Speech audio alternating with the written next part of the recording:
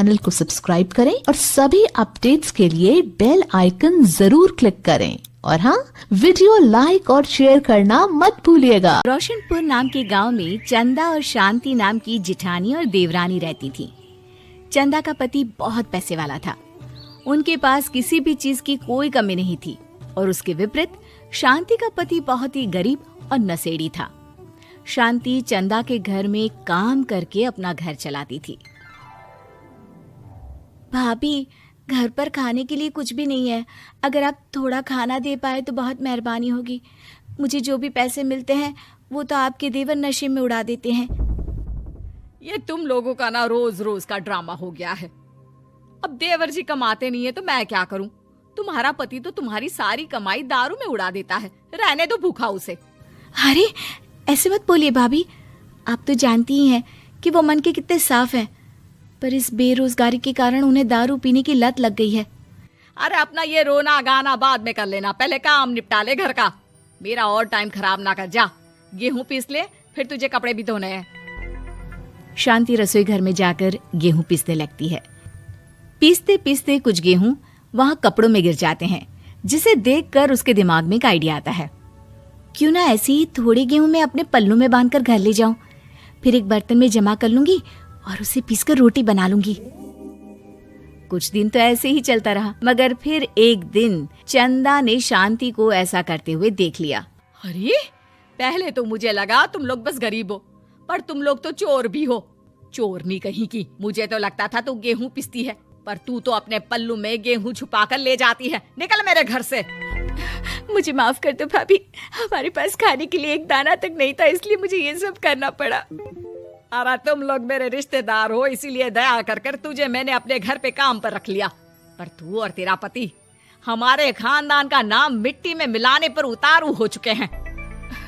आपको मुझे जितनी गालियां देनी है दीजिए, मारना है तो मार भी लीजिए भाभी, पर मुझे काम से मत निकालिए। परिवार की बात है, वरना कोई और ऐसा काम करता ना तो धक्के मार कर कब से घर का बाहर निकाल दिया होता। रोते रोते शांति अपने घर चली जाती है, जहाँ उसका नशेड़ी पति कहता है, अरे कहाँ रह गई थी कामचोर? इतनी देर क्यों कर दी? आज पैसे लाई कि आज भी खाली हाथ वापस आ गई है? अपने हाथ दिखा। जरूर पैसे छुपा लिए ताकि मैं दारू ना पी पाऊं। नहीं जी, मैं आपसे क्यों छुपाऊंगी? और अभी आप दारू पीने की बात कर रहे हैं, उसी कारण तो आज हम लोगों की ये हालत हो गई है। किसी काम की नहीं है तू, बिना मार खाए समझेगी नहीं। रख, अभी तेरे होश ठिकाने लगाता हूँ। रामलाल शांति को बहुत मारता है। शांति का मन दुखी हो जाता है और वो गांव के तालाब के पास के एक पेड़ के नीचे बैठकर फूट फूट कर रोने लगती है। मैंने कभी किसी का बुरा नहीं किया, फिर भी भगवान मेरे साथ ऐसा क्यों कर रहा है? मैं तो रामलाल जी की फिक्र करती हूँ, फिर भी उन्होंने मुझे इतना मारा। तभी उसे एक आवाज सुनाई देती है, रोने की कोई जरूरत नहीं है बेटी, चिंता क्यों करती हो? ये आवाज कहाँ से आ रही है? शांति अपने आसपास देखती है, उसे कोई नहीं दिखता। वो ऊपर देखती है, जहाँ उसे एक छोटी सी परी दिखती है। आप कौन है? आप तो कोई परी लगती हैं। हाँ बेटी, मैं इसी पेड़ पर रहती हूँ। मैंने तुम्हारी सारी बात सुनी। अब तुम्हें फिक्र करने की कोई जरूरत नहीं। अपनी आंखें बंद करो। शांति आंखें बंद करती है और जादुई परी अपनी छड़ी घुमाती है। उसकी छड़ी घुमाते ही पेड़ के सारे पत्ते सुनहरे रंग के हो जाते हैं। परी उनमें से एक पत्ता तोड़ लेती है और फिर से अपनी छड़ी घुमाती है, जिसके कारण सारे पत्ते पहले की तरह साधारण से दिखने लगते हैं। आंखें खोलो बेटा। लो, इस पत्ते को ले जाकर अपने तकिए के नीचे रख देना। ये तो एक साधारण पत्ता है, इससे क्या होगा? ठीक है, अगर आप कहती हैं तो मैं इसे रख लेती हूँ। शांति उस पत्ते को लेकर अपने घर जाती है और अपने कमरे में तकिए के नीचे रखकर सो जाती है। सपने में उसे वही पेड़ वाली जादुई परी दिखाई देती है। बोलो शांति, क्या चाहिए तुम्हें? मैं चाहती हूँ हम बहुत अमीर हो जाए और मेरे पति नशा करना छोड़ दे, उन्हें कोई काम भी मिल जाए। कल जब तुम सुबह नींद से जागोगी तुम्हारी इच्छा पूरी हो गई होगी। अगली सुबह शांति नींद से जागती है। अपने आसपास का नजारा देखकर चौंक जाती है। उसके बिस्तर पर चारों तरफ सोने चांदी रखे हुए थे। हे भगवान, कहीं मैं सपना तो नहीं देख रही? इतना सारा सोना, वो भी मुझ गरीब के पास।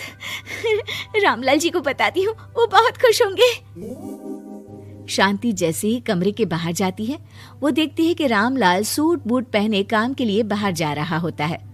मुझे शहर में एक नौकरी मिल गई है शांति, मुझे आने में देर हो जाएगी, घर का ध्यान रखना। और इस तरह शांति बहुत अच्छा जीवन बिताने लगती है। उसके पास अब किसी भी चीज की कमी नहीं रह जाती। रातों रात शांति के पास आए इतने पैसों को देखकर उसकी जिठानी उससे पूछती है, अरे क्यों रे शांति, कहीं बड़ा हाथ मारा है क्या?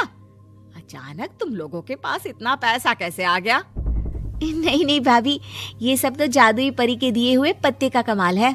शांति जादुई पत्ते के बारे में सारी बात चंदा को बताती है, जिसे सुनकर चंदा के मन में लालच आ जाता है और वो झूठ मूठ रोते हुए उसी पेड़ के नीचे जाती है जहाँ उसकी रोने की आवाज सुनकर जादुई परी कहती है, क्या हुआ बेटा, क्यों रो रही हो? मैं बहुत गरीब हूँ, मेरे पति मुझे बहुत मारते हैं, अब मैं जीना नहीं चाहती। चिंता मत करो बेटा, अपनी आंखें बंद करो। जादुई परी चंदा को भी उसी पेड़ का एक पत्ता देती है और तकिए के नीचे रखने को कहती है। चंदा उस पत्ते को लाकर अपने तकिए के नीचे रख लेती है और अगली सुबह जब उठती है तो उसके कमरे में चारों तरफ सांप बिच्छू रहते हैं। अरे बचाओ बचाओ, कोई मुझे बचाओ, ये कैसा पत्ता है जिसे लाने के बाद उस गरीब शांति के पास तो इतना सारा सोना आ गया और मेरे चारों तरफ ये सांप बिच्छू, अरे कोई बचाओ। चंदा अपनी जान बचाती हुई शांति के पास जाती है। चलिए भाभी, मुझे लगता है आपके घर में सांप बिच्छू को बस जादुई परी ही हटा सकती है। दोनों मिलकर जादुई परी के पास जाते हैं। ये सब तुम्हारे बुरे इरादों का नतीजा है चंदा। तुम झूठ मूठ बस पैसे के लालच के कारण यहाँ आकर रो रही थी, इसीलिए तुम्हें जादुई पत्ते ने उसकी सजा दी। अरे मुझे माफ कर दीजिए जादुई परी, मेरे मन में लालच आ गया था। अरे शांति, तुम भी मुझे माफ कर दो, मैंने तुम्हारे साथ बहुत गलत किया है, फिर भी तुम मेरी मदद के लिए आई। चंदा को अपनी गलती का एहसास हो जाता है, इसलिए जादुई परी उसके घर से सारे सांप बिच्छू को गायब कर देती है। चंदा और शांति आपस में मिलजुल कर रहने लगती हैं। आपको हमारी ये कहानी पसंद आई होगी। कृपया हमारे चैनल को सब्सक्राइब करें और सभी अपडेट्स के लिए बेल आइकन जरूर क्लिक करें। और हाँ, वीडियो लाइक और शेयर करना मत भूलिएगा। Bye bye.